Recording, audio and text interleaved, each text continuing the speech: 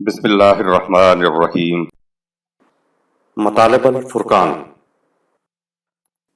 سورہ العنکبوت، نمبر 29۔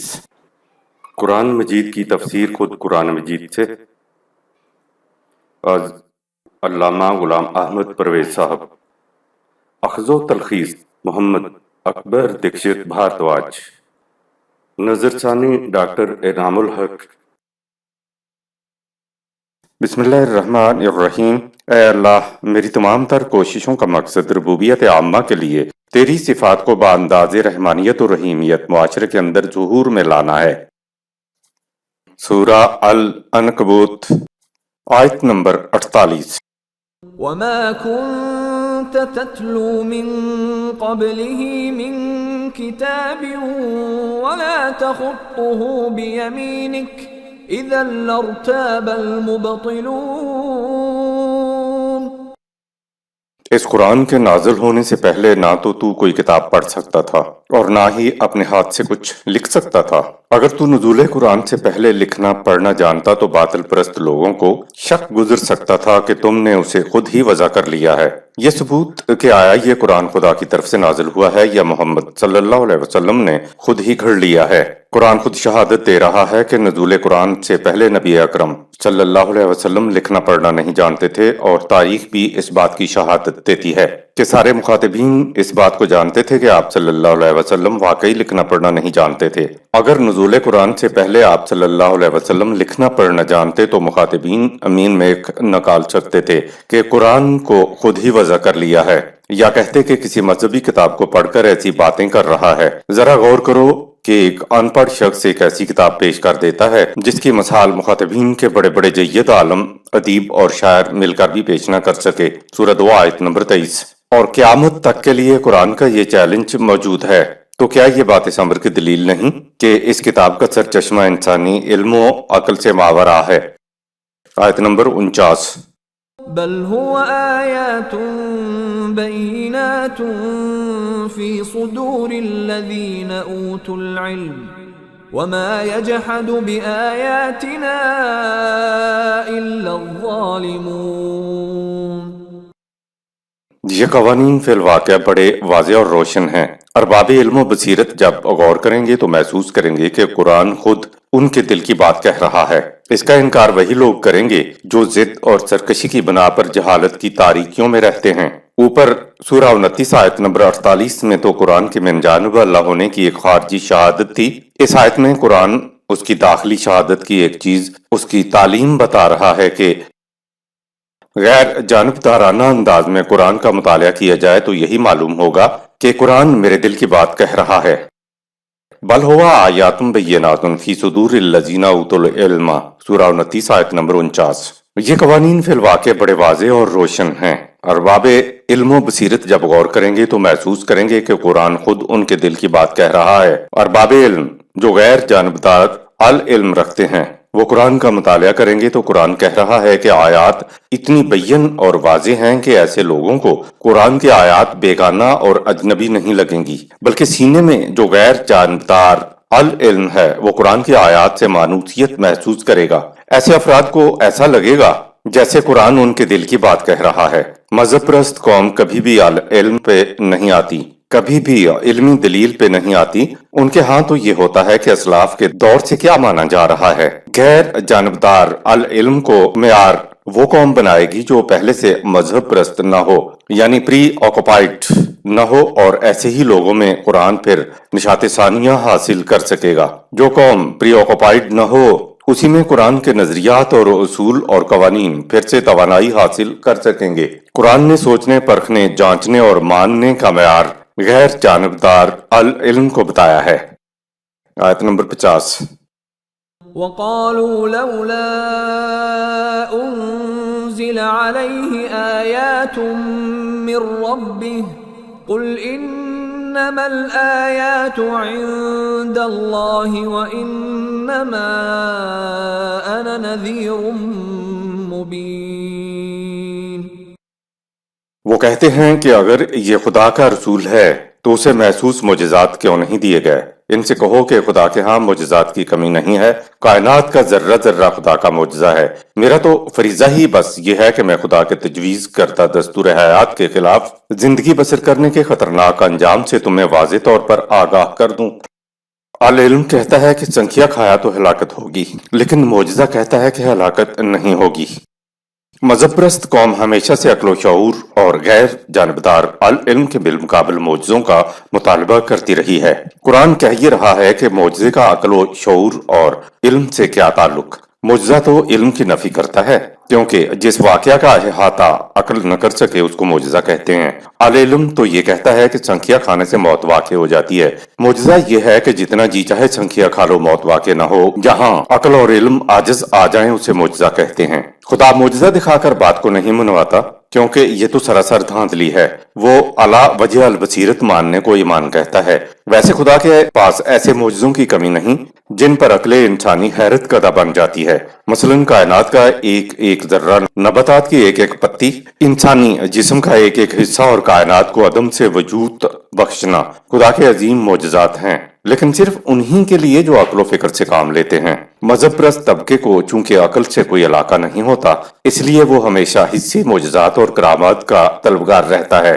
یہ کرامات دکھانے والوں کو قدم قدم پہ نبی بنا لیتے ہیں، اور تو اور ان کے ہاں تو قبروں میں دفن مردے بھی کرامات دکھاتے ہیں۔ ایسے لوگوں کے سروں سے العلم کی باتیں گزر جایا کرتی ہیں۔ نبی تو حیات بخش دعوت دیتا ہے، لوگوں کو اس پر عمل کرنا ہوتا ہے۔ ان کو علم اور عقل کی روح سے پیغام کو پرکھ کر اسے تسلیم کرنا ہوتا ہے۔ جہاں تک بات ہے معجزات کی تو وہ کائنات میں بکھرے ہوئے ہیں، بس عقل و فکر سے کام لینے کی ضرورت ہے۔ آیت نمبر 51۔ أَوَلَمْ يَكْفِهِمْ أَنَّا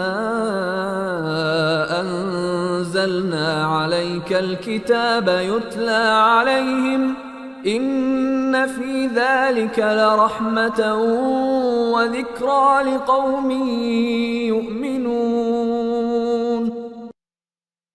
کیا ان کے لیے یہ کتاب کافی نہیں ہے جو ہم نے تیری طرف نازل کی ہے، جس کو ان کے سامنے پیش کیا جا رہا ہے؟ جو لوگ اس کی صداقتوں پر ایمان لاتے ہیں ان کے لیے اس میں سامان نشو و نما ہے، اور زندگی کے ہر موڑ پر اس امر کی یاد دہانی ہے کہ انہیں کس طرف جانا چاہیے۔ حسبنا کتاب اللہ، ہمارے لیے خدا کی کتاب کافی ہے۔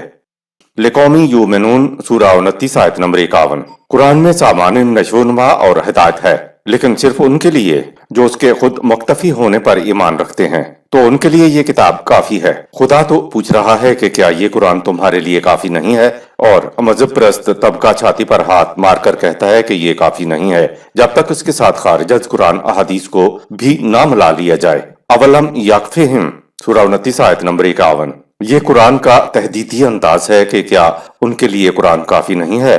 جب تک امت کا قرآن کی کفایت پر ایمان رہا کہ خدا کی کتاب ہمارے لیے ضابطۂ حیات ہونے کے لیے کافی رہی اور امت میں کوئی تفرقہ نہ ہوا، اب مذہب سے دین کی طرف وہ قوم آئے گی جو حضرت عمر رضی اللہ تعالی عنہ کی طرح اعلان کرے گی کہ حسبنا کتاب اللہ، ہمارے لیے خدا کی کتاب کافی ہے۔ حسبنا کتاب اللہ دراصل اولم یکفہم سورہ 29 آیت 51 کا ترجمہ ہے۔ آپ حیران ہوں گے کہ مذہب پرست طبقے نے پرویز صاحب پر کفر کا فتویٰ لگا دیا کہ یہ شخص حسبنا کتاب اللہ کہتا ہے، یہ کفر ہے۔ ایک شیعہ عالم نے ایک کتاب لکھی اور اس نے مذہب پرست طبقے سے کہا کہ اس شخص کو کافر کیوں کہتے ہو؟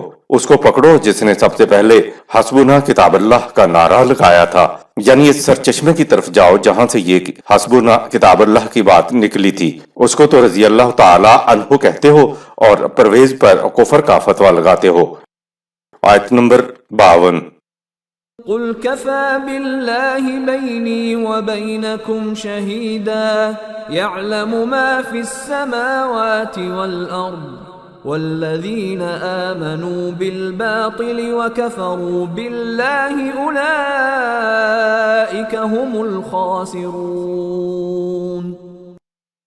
ان سے کہو خدا کے ضابطۂ قوانین کے اسی دنیا میں مشہود نتائج میرے اور تمہارے درمیان فیصلہ کرنے کے لیے کافی ہیں۔ سورہ 6 آیت نمبر 136۔ وہ جانتا ہے کہ کائنات میں کچھ ہو رہا ہے۔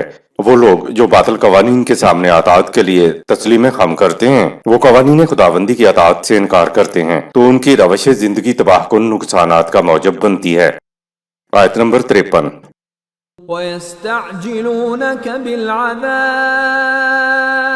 وَلَوْلَا أَجَلٌ مُّسَمًّى لَّجَاءَهُمُ الْعَذَابُ وَلَيَأْتِيَنَّهُم بَغْتَةً وَهُمْ لَا يَشْعُرُونَ۔ یہ لوگ تم سے عذاب کی جلدی مچائے ہوئے ہیں کہ لاؤ وہ عذاب جس کی تم دھمکیاں دیتے رہتے ہو۔ اگر ہمارے قانون مہلت کی روح سے اعمال اور ان کے محسوس نتائج کے درمیان متعین وقفہ نہ ہوتا تو وہ عذاب ان پر کبھی کا آ چکا ہوتا۔ بہرحال مہلت کا وقفہ ختم ہونے پر وہ عذاب ان پر اس طرح اچانک آ جائے گا کہ ان کی عقل اندازہ ہی نہ کر سکیں گی کہ یہ کہاں سے آ گیا۔ آیت نمبر 54۔ يَسْتَعْجِلُونَكَ بِالْعَذَابِ وَإِنَّ جَهَنَّمَ لَمُحِيطَةٌ بِالْكَافِرِينَ۔ اور یہ تم سے عذاب کی جلدی مچائے ہوئے ہیں، حالانکہ پردہ غیب میں جہنم قوانین خداوندی کی صداقتوں کا انکار کرنے والوں کو اس وقت بھی اپنے گھیرے میں لیے ہوئے ہے، اور یہ اس کی نگاہوں سے کہیں چھپے ہوئے نہیں۔ سورہ 89 آیت نمبر 36، سورہ 82 آیت نمبر 16۔ آیت نمبر 55۔ يَوْمَ يَغْشَاهُمُ الْعَذَابُ مِنْ فَوْقِهِمْ وَمِنْ تَحْتِ أَرْجُلِهِمْ وَيَقُولُ ذُوقُوا مَا كُنْتُمْ تَعْمَلُونَ۔ جس دن محسوس شکل میں عذاب ان کے سامنے آئے گا تو وہ انہیں اوپر اور نیچے سے گھیر لے گا۔ سورہ 6 آیت نمبر 65۔ اور خدا ان سے کہے گا کہ یہ عذاب تمہارے ہی اعمال کا نتیجہ ہے، سو تم اس کا مزہ چکھو۔ خدا کا عذاب خارج سے وارد نہیں ہوا کرتا، بلکہ انسان کے تقریبی اعمال میں عذاب یعنی تباہی فطری طور پر پوشیدہ ہوتی ہے، جو نمودار ہو کر چاروں اطراف سے گھیر لیا کرتی ہیں۔ آیت نمبر 56۔ يَا عِبَادِيَ الَّذِينَ آمَنُوا إِنَّ أَرْضِي وَاسِعَةٌ فَإِيَّايَ فَاعْبُدُونِ۔ اے میرے وہ بندو جو میرے قوانین کی صداقتوں پر ایمان لائے ہو، میری زمین یقیناً بڑی وسیع ہے، پس میرے ہی قوانین کی اطاعت کرو، چاہے اس مقصد کے لیے ہجرت ہی کیوں نہ کرنا پڑے۔ ہجرت کا مقصد فَإِيَّايَ فَاعْبُدُونَ ہے۔ ہجرت کا ترجمہ بھاگ جانا یا مائیگریشن نقل مکانی درست نہیں ہے، جس کا مفہوم چھوڑ دینا، ترک کر دینا۔ یہ ایک حقیقت ہے کہ ہجرت کا عمل تقریباً ہر نبی کے انقلابی پروگرام کا حصہ ہوتا تھا۔ جس مقام پہ نبی پیدا ہوتا تھا اسی مقام پہ وہ اپنی دعوت دیتا تھا، لیکن جب وہ دیکھتا کہ نظام خداوندی کے لیے یہ جگہ سازگار نہیں تو ہاتھ پاؤں باندھ کر اسی جگہ نہیں بیٹھا رہتا تھا، بلکہ وہ کسی دوسری سازگار جگہ کی طرف چلا جاتا تھا جہاں نظام خداوندی قائم کرنا ممکن ہوتا تھا۔ ہجرت فی ذات ہی مقصود نہیں، مقصد اس کا بتایا کہ فَإِيَّايَ فَاعْبُدُونَ، سورہ 29 آیت نمبر 56، تاکہ میرے ہی قوانین کی اطاعت کرو۔ یہ وطن اور وطن میں آباد اپنی ہی قوم کو چھوڑنا اور انقلاب کے لیے سازگار جگہ کی طرف جانا ہجرت کہلاتا ہے۔ خدا کہہ رہا ہے کہ اگر نظام خداوندی کے قیام کے لیے موجودہ جگہ سازگار نہیں ہے تو خدا کی زمین بڑی وسیع ہے، اس لیے تم کسی ایسے مقام کی طرف چلے جاؤ جہاں نظام خداوندی کے لیے حالات سازگار ہوں۔ مومن کا مقصد کسی خاص خطہ زمین سے پیوستگی نہیں ہے، مقصد تو سارا یہ ہے کہ جماعت مومنین ایسی زندگی بسر کر سکے جس میں اطاعت و محکومیت صرف قوانین خداوندی کی ہو۔ سو جس مقام پر ایسی زندگی بسر کرنا ممکن ہو وہاں چلے جاؤ۔ لیکن آج انسان نے زمین کو تنگ کر دیا ہے، دین کی خاطر اگر دوسری جگہ جائیں تو پہلے تو اپنے ملک کے دروگے نکلنے نہیں دیتے، اگر بے فرض محال نکل بھی جائیں تو اگلے ملک کے دروگے گرفتار کر کے واپس بھیج دیں گے۔ لہٰذا جہاں جہاں مسلمان بستے ہیں وہاں قرآنی مفہوم کو عام کرنا آج دین کا کام ہے۔ آیت نمبر 57۔ كل نفس ذائقة الموت ثم إلينا ترجعون۔ ہر متنفس کو موت کا ذائقہ چکھنا ہے، پھر تم سب کو ہمارے قانون مکافات کی روح سے مرتب کردہ اعمال کی جواب دہی کے لیے لوٹایا جائے گا۔ آیت نمبر 58۔ والذين آمنوا وعملوا الصالحات لنبوئنهم من الجنة غرفا تجري من تحتها الأنهار خالدين فيها نعم أجر العاملين۔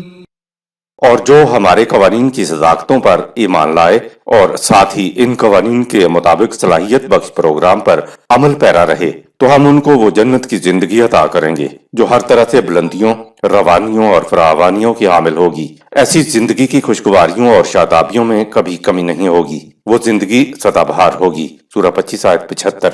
دیکھو ہم صلاحیت بخش کام کرنے والوں کو ان کے کاموں کا کتنا اچھا بدلہ دیتے ہیں۔ الجنت غرفن، جب مومنین ہجرت کے بعد اعمال صالحہ سے نظام خداوندی قائم کریں گے تو اس کے نتیجے میں ہم ان کو الجنت غرفن دیں گے۔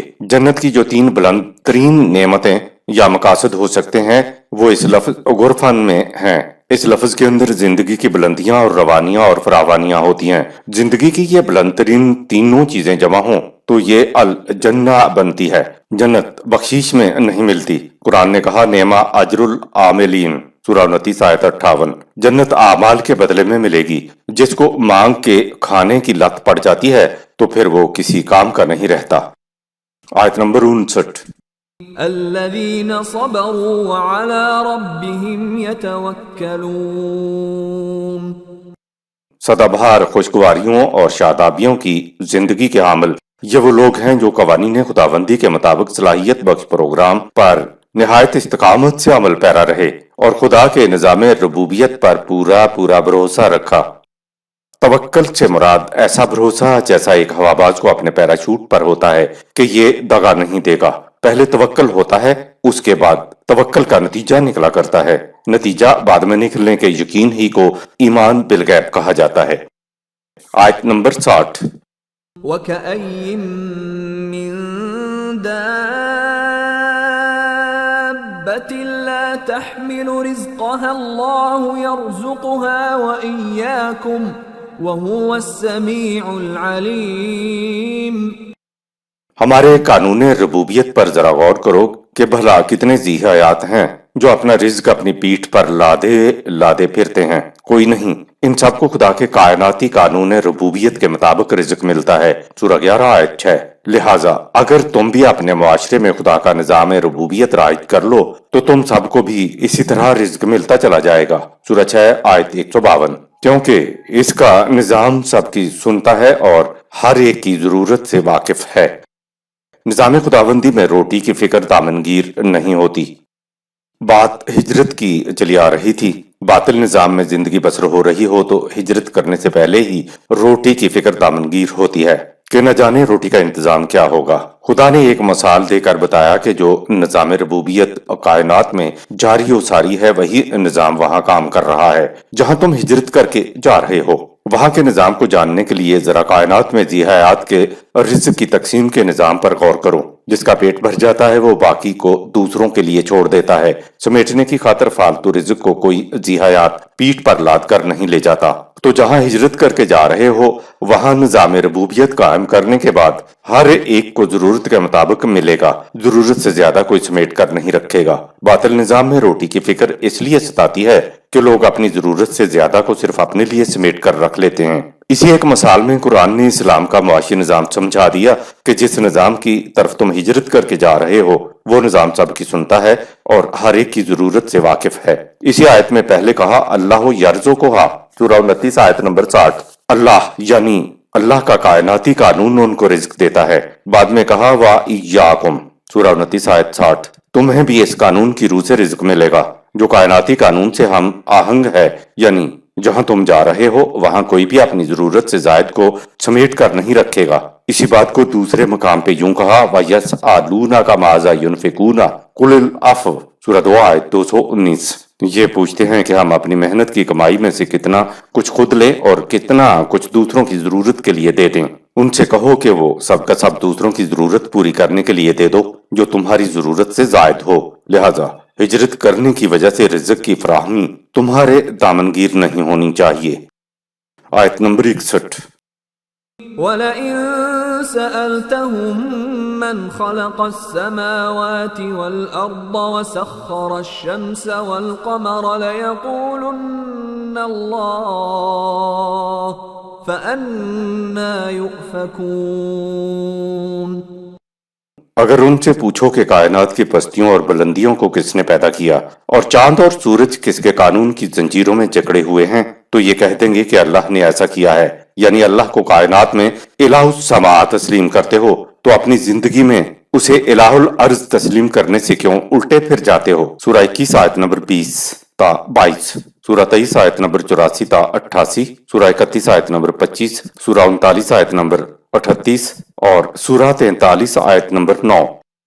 کائنات میں اللہ کے قوانین جاری و ساری ہیں تو انسانی دنیا میں بھی خدا کے قوانین پر عمل ہونا چاہیے۔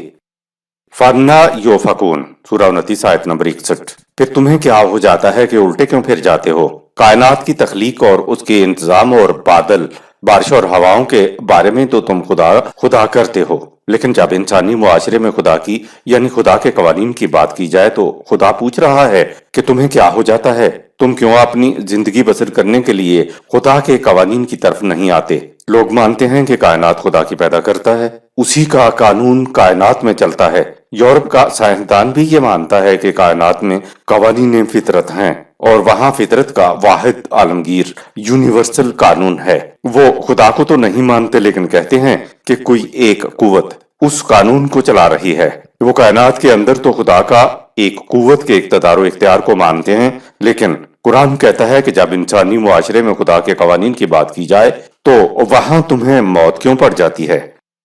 آیت نمبر 62۔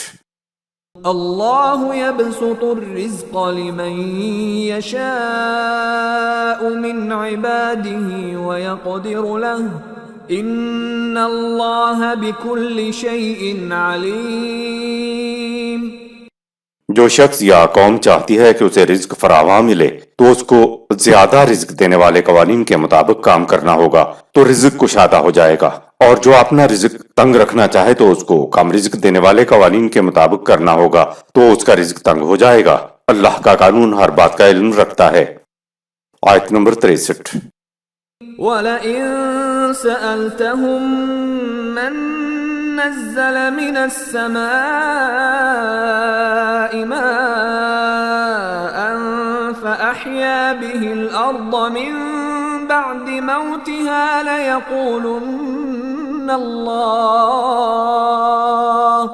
قُلِ الْحَمْدُ لِلَّهِ بَلْ أَكْثَرُهُمْ لَا يَعْقِلُونَ۔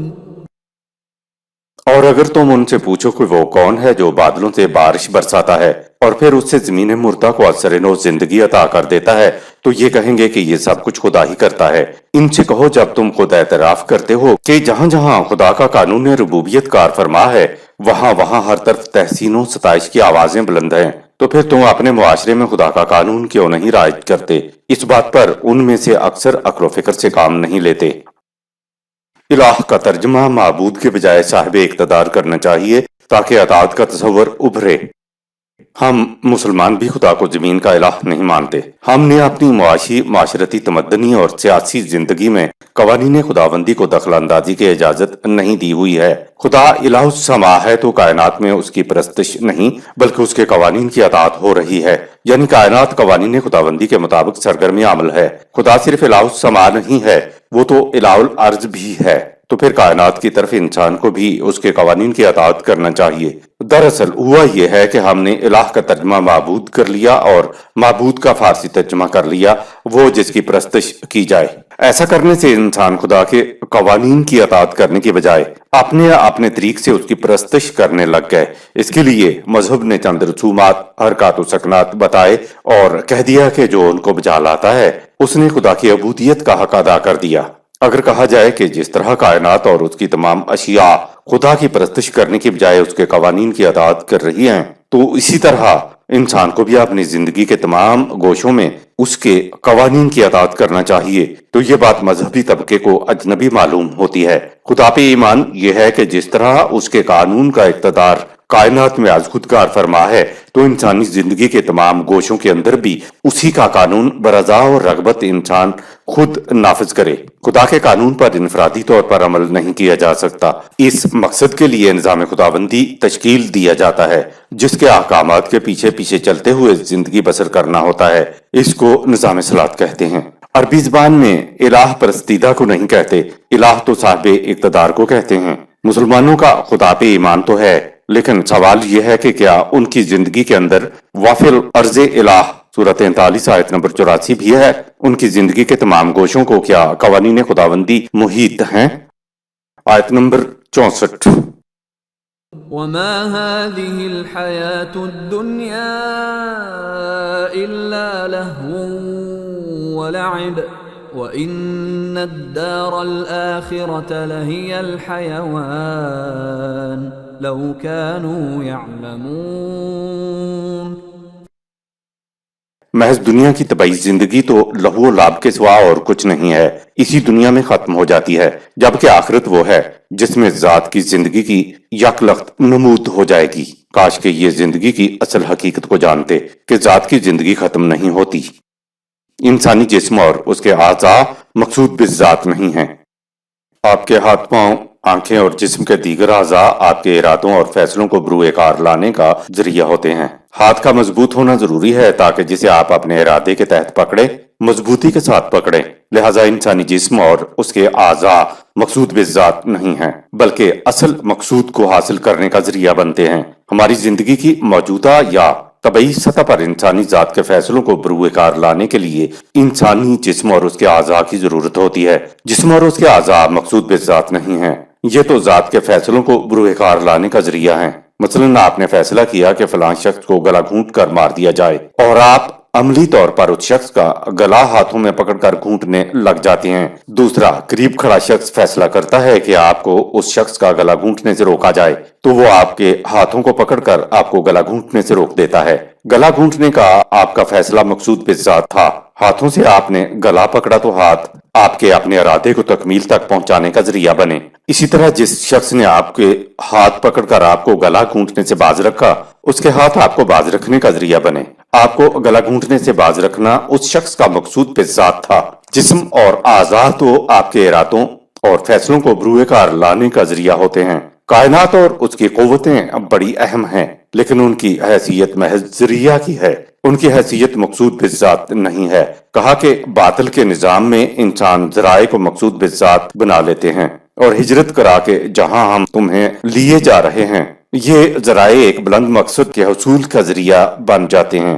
دیکھنے میں تو یہ آیات آپ کو مختلف مضامین کی لگیں گی، لیکن دیکھیے ہجرت کی تشریح کس طرح ہوتی چلی آ رہی ہے۔ کہا یہ جا رہا ہے کہ باطل نظام میں جن چیزوں کو تم مقصود بالذات سمجھتے تھے، نظام خداوندی میں یہ چیزیں اعلیٰ مقصد کے حصول کا ذریعہ ہوں گی۔ یہ ہے دنیا کی متاع، انسانی جسم اور اس کے اعضاء کی حقیقت کے یہ بلند مقصد کے حصول کا ذریعہ ہیں، مقصود بالذات نہیں ہیں۔ دراصل انسانی جسم، اس کے اعضاء اور کائناتی قوتیں مسلمان یا کافر نہیں ہوتی، یہ تو انسانی ذات ہے جو مسلمان یا کافر ہوتی ہے۔ مسلمان ذات قوانین خداوندی کے تابع رہتے ہوئے جب فیصلے کرتی ہے، یا کافر ذات انسانی ساختہ قوانین کے تابع جب فیصلے کرتی ہے، تو دونوں صورتوں میں انسانی جسم، اس کے اعضاء اور کائناتی قوتیں ذریعہ ہوتی ہیں۔ مسلمان اور معاشرے کی ذاتیں جب اپنے فیصلے کو بروئے کار لاتی ہیں تو نہ صرف ان کی ذاتوں کی نشو و نما ہوتی چلی جاتی ہے، بلکہ ان کا اپنا معاشرہ بھی ہر لحاظ سے خوشگوار ہو جاتا ہے۔ لفظ الحیوانوں کا مفہوم، وَإِنَّ الدَّارَ الْآخِرَةَ لَهِيَ الْحَيَوَانُ سورہ 29 آیت نمبر 64۔ اور یقیناً آخرت میں زندگی کی نمود یکلخت ہو جائے گی۔ اس کائنات میں جسم اور ذات کی مرکب زندگی مرنے کے بعد آنے والی اصلی اور حقیقی زندگی کا دیباچہ ہے، اس لیے طبعی دنیا میں اپنی ذات کی پرورش کرنے کی فکر ہونا چاہیے۔ اصل زندگی تو مرنے کے بعد شروع ہونی ہے۔ الحیوان کا مادہ الحیات ہے اور اس میں مسلسل حرکت کے معنی ہیں۔ عربوں نے یہ تصور سانپ سے لیا جو ہر وقت حرکت میں رہنے والا، تڑپنے والا ہوتا ہے، لہٰذا ان کے نزدیک زندگی ہر وقت حرکت میں رہے، تڑپتی رہے۔ الحیات تو زندگی ہوئی، اور الحیوان بھی الحیات مادہ سے بنا ہے، لیکن باب بدلا ہوا ہے۔ عربی میں ایک باب ہوتا ہے، جبکہ باقی مادہ کے روٹس یعنی جڑیں اور شاخیں ہوتی ہیں۔ جب عربی لفظ یعنی مادہ مختلف ابواب اور اوزان میں آتا ہے تو پھر معنوں میں فرق پڑتا ہے۔ الحیوان فعلان کے وزن پر ہے، عربی میں ایک باب فعلان ہے اور دوسرا باب فعیل ہوتا ہے۔ مثال کے طور پر لفظ رحمان باب فعلان کے وزن پر ہے اور لفظ رحیم باب فعیل کے وزن پر ہے۔ فعیل کے وزن پر جو لفظ بھی ہوگا اس میں کسی شے کا قاعدے قانون کے مطابق مسلسل اور غیر منقطع انداز میں ہوتے چلے جانے کا مفہوم ہوگا۔ فعیل باب کے لفظ پر لفظ رحیم ہے، لہٰذا جو رحم لفظ کے مادہ کے بنیادی معنی ہوں گے ان کی جھلک لفظ رحیم کے معنوں میں عیاں ہوگی، یعنی قاعدہ قانون کے مطابق مسلسل اور غیر منقطع انداز سے ہوتے چلے جانا۔ جو ہی رحیم کا مادہ فعلان کے وزن میں تبدیل ہوگا تو فعلان کے وزن پر لفظوں میں مثلا رحمان کے معنی ہو جائیں گے۔ شے کی پرورش کسی لگے بندے قاعدے کے مطابق تسلسل کے ساتھ نہ ہو بلکہ فوری طور پر اندر ضرورت کوئی چیز نمودار ہو جائے۔ مثال کے طور پر خدا کی صفت رحیم یا رحیمیت کے تحت مخلوق کی پرورش لگے بندے قاعدے قانون کے مطابق ہو رہی ہے، لیکن درمیان میں ایسے مواقع آ جاتے ہیں کہ جہاں تسلسل کی بجائے حادثاتی طور پر فوری طور پر بائی ایمرجنٹ کچھ کرنا ہوتا ہے۔ فوری طور پر کچھ کرنے کے لیے باب فعلان کے تحت الفاظ آئیں گے۔ اخروی زندگی کے متعلق قرآن کو زیادہ کہنے کی ضرورت نہیں پڑی کیونکہ ہم سمجھ نہیں سکتے تھے، بس فعلان کے وزن کے اوپر الحیوان لفظ لے آیا کہ طبعی دنیا کے قاعدے قانون کو چھوڑ کر اخروی زندگی میں یکلخت کسی اور قانون کے مطابق ایک زندگی ملے گی۔ اس کے لیے کہا لو کانو یعلمون، سورہ 29 آیت نمبر 64۔ اے کاش کہ یہ لوگ علم سے کام لیتے تو پھر سمجھ میں آتا کہ ہم کیا کہہ گئے ہیں۔ آیت نمبر 65۔ فَإِذَا رَكِبُوا فِي الْفُلْكِ دَعَوُا اللَّهَ مُخْلِصِينَ لَهُ الدِّينَ فَلَمَّا نَجَّاهُمْ إِلَى الْبَرِّ إِذَا هُمْ يُشْرِكُونَ۔ جب کشتی میں سوار ہوتے ہیں اور کوئی طوفان گھیر لے تو اس عجز و نیاز سے خدا کو پکارتے ہیں گویا ان کی تمام طاعتیں اور فرمان برداریاں خالص اسی کے لیے ہیں، لیکن جب انہیں نجات مل جاتی ہے اور بخریت ساحل پر اتراتے ہیں تو پھر وہ خدا کے شریک ٹھہرانے لگ جاتے ہیں۔ اس آیت کی تشریح کے لیے تلسی داس 1550 تا 1624 کے ایک شعر کا مفہوم کافی ہے کہ دکھ سے نا آسودہ حالات سے واسطہ پڑ جائے تو دکھ کا متاوع کرنے کے لیے ہر کوئی ادھر ادھر بھاگ دوڑ کرتا ہے، ہاتھ پاؤں مارتا ہے، لیکن اپنے اچھے دنوں میں سکھ کے دنوں میں کوئی بھی اپنے مستقبل کو آسودہ کرنے کے لیے بھاگ دوڑ نہیں کرتا۔ تو اے لوگو، اگر اچھے دنوں میں سکھ کے دنوں میں ہر کوئی اپنے مستقبل کو آسودہ کرنے کے لیے بھاگ دوڑ کرے تو پھر دکھ سے اور نا آسودہ حالات سے کیوں کر واسطہ پڑ سکتا ہے۔ آیت نمبر 66۔ لِيَكْفُرُوا بِمَا آتَيْنَاهُمْ وَلِيَتَمَتَّعُوا فَسَوْفَ يَعْلَمُونَ۔ یہ نظام خداوندی کی طرف اس لیے نہیں آتے کہ جو کچھ ہم نے انہیں سامان نشو و نما دے رکھا ہے اس پر پردے ڈال کر رکھیں اور اس سے خود ہی فائدہ اٹھائیں اور کوئی ان کی سامان نشو و نما میں شریک نہ ہونے پائے۔ اس ذہنیت کا انجام قریب ان کے سامنے آ جائے گا۔ آیت نمبر 67۔ أَوَلَمْ يَرَوْا أَنَّا جَعَلْنَا حَرَمًا آمِنًا وَيُتَخَطَّفُ النَّاسُ مِنْ حَوْلِهِمْ أَفَبِالْبَاطِلِ يُؤْمِنُونَ وَبِنِعْمَةِ اللَّهِ يَكْفُرُونَ۔ کیا انہوں نے غور نہیں کیا کہ ہم نے ان کے لیے حرم کعبہ بنایا جس میں جو شخص پہنچ جائے وہ ہر خطرے سے معمون ہو جاتا ہے، حالانکہ اس کے ارد گرد بے امنی کا یہ عالم ہے کہ لوگ دن دہاڑے اچک لیے جاتے ہیں۔ تو کیا یہ اپنے خود ساختہ باطل نظام پر ایمان رکھنا چاہتے ہیں جس کا نتیجہ تخریب ہی تخریب ہے، اور ان خوشگواریوں سے منہ موڑنا چاہتے ہیں جو قوانین خداوندی کے اتباع کا لازمی نتیجہ ہے؟ جو حرم کعبہ کے نظام میں داخل ہو جاتا ہے وہ معمون ہو جاتا ہے۔ اللہ کے گھر سے نسبت رکھنے کی وجہ سے قریش کو بہت سے مفاد حاصل تھے، جبکہ کعبہ کے آس پاس بدامنی کی یہ حالت تھی کہ لوگ اچک لیے جاتے تھے، غیر قریش کے قافلے لوٹ لیے جاتے تھے، قریش اور ان کے قافلے اللہ کے گھر کی نسبت کی وجہ سے محفوظ رہتے تھے۔ سورہ 106 آیت نمبر 1 تا 2۔ قریش کو یہ پیغام دیا جا رہا ہے کہ غور کرو، اگر تم خدا کے گھر کے ساتھ نسبت کے ساتھ اللہ کے قوانین کی اطاعت بھی کرو تو تم انسانیت کے کتنے بلند مرتبے پر پہنچ جاؤ گے۔ سورہ 106 آیت نمبر 3۔ سن 1989 عیسوی میں کچھ شرق سندوں نے حج ختم ہوتے ہی کعبہ پر قبضہ کر لیا تھا۔ ان کی سرکوبی طاقت کا استعمال کر کے کی گئی، لہٰذا ہم نے ان کے لیے حرم کعبہ بنایا جس میں جو شخص پہنچ جائے وہ ہر خطرے سے معمون ہو جاتا ہے۔ سے یہ مراد نہیں کہ جو کعبہ کی عمارت میں داخل ہو جائے وہ معمون ہو جاتا ہے، بلکہ اس سے مراد یہ ہے کہ جو حرم کعبہ کے حقیقی نظام میں داخل ہو جاتا ہے وہ معمون ہو جاتا ہے۔ آیت نمبر 68۔ ومن أظلم ممن افترى على الله كذبا أو كذب بالحق لما جاءه أليس في جهنم مثوى للكافرين۔ بھلا اس سے زیادہ سرکش اور مجرم اور کون ہو سکتا ہے جو اپنے ذہن سے باتیں وضع کرے اور انہیں خدا کی طرف منسوب کر دے، یا جس کے پاس حق بات آ جائے اور وہ اس کی تکذیب کرے۔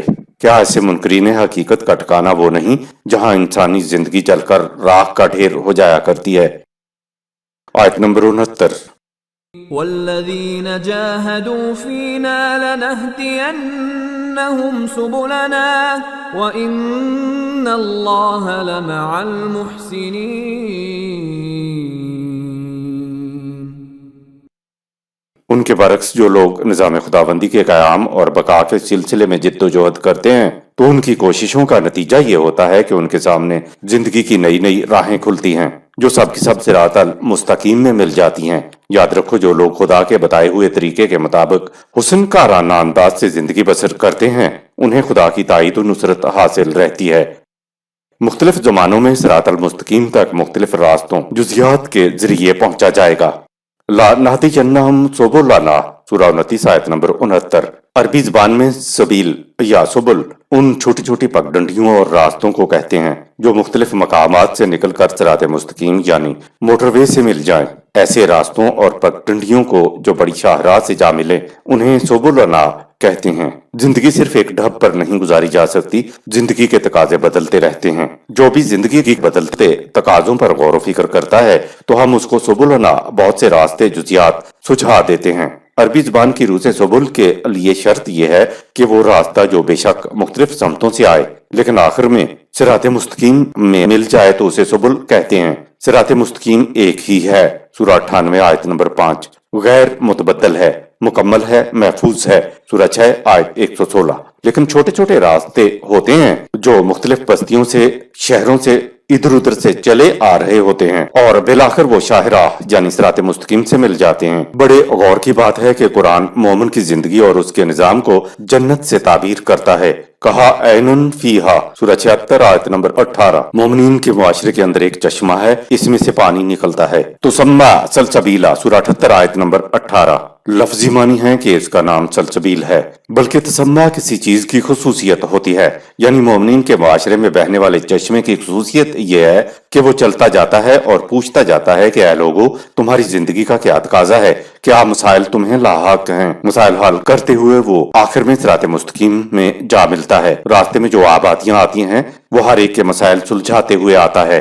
یوں سمجھو جیسے وہ ہر ایک کے گھر کے سامنے آواز لگاتا ہوا آتا ہے کہ آؤ ضرورت کے مطابق پانی بھر لو۔ وہ کہیں کھڑا نہیں ہوتا، راستے کی آبادیوں کی ضروریات کو پورا کرتے ہوئے لوگوں کو صراط مستقیم کی طرف بڑھاتا چلا جاتا ہے۔ یہ سلسبیل ہے، ہر ایک سے پوچھتا جاتا ہے اور آگے بڑھتا جاتا ہے۔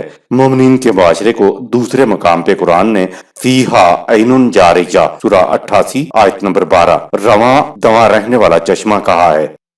شریعت کا مادہ شرع ہے، ایسا راستہ جو انسان کو یا حیوان کو یا ہر پیاسے کو صاف و شفاف پانی کے گھاٹ پر لے جائے۔ شرع کے لیے اگلی شرط ہے کہ وہ پانی رواں دواں ہو، جوہر نہ ہو۔ اگر پانی صاف و شفاف نہیں ہے، رواں دواں نہیں ہے تو ایسے پانی کی طرف لے جانے والے راستے کو عرب شرع کی بجائے قرع کہتے ہیں۔ شریعت میں پہلی بات تو یہ ہے کہ ہر راستہ سبل سرچشمہ حیات کی طرف لے کر جائے، اور دوسری بات یہ ہے کہ وہ سرچشمہ حیات رواں دواں ہو، جاری ہو تو عرب ایسے راستے کو شریعت کہیں گے۔ اگر سرچشمہ حیات جوہر ہے تو جوہر تک لے جانے والے راستے کو عرب شرع یعنی شریعت کہتے ہی نہیں، ایسے راستے کو وہ قرع کہتے ہیں۔ 1000 سال پہلے بنے قوانین جنہیں شریعت کہا جاتا ہے نہ تو یہ زندگی کے سرچشمے پہ لے جانے والی ہے، نہ وہ سرچشمہ حیات شریعت جاری ہے کہ جس پہ یہ لے جانے والی ہے۔ جو صراط مستقیم کے اوپر اجتہاد کرتا ہے تو ہم اس کو ہزاروں راستے دکھاتے ہیں، جن میں سے ہر راستہ آ کر صراط مستقیم میں ملتا ہے۔ آگے ہے وَإِنَّ اللَّهَ لَمَعَ الْمُحْسِنِينَ، سورہ 29 آیت نمبر 69۔ اجتہاد کے راستے پر نہایت حسن کارانہ انداز سے سفر کو طے کرو، افراتفری نہ ہو تو سبلنا سامنے آتے رہیں گے جو تمہیں صراط مستقیم پر پہنچا دیں گے۔ صدق اللہ العظیم۔ یہاں سورہ العنکبوت اختتام پذیر ہوئی۔ شکریہ۔